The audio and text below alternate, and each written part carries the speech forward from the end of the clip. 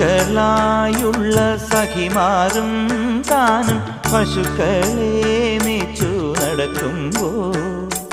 വിശക്കുമ്പോൾ വെണ്ണ കവർന്നുണ്ണും കൃഷ്ണൻ വശത്തുവാ ഉണ്ണി കണി കാണാൻ ബാലസ്ത്രീകളെ തുകിലും വാരിക്കൊണ്ടരയാലിൻ കൊമ്പത്തിരുന്നോരോ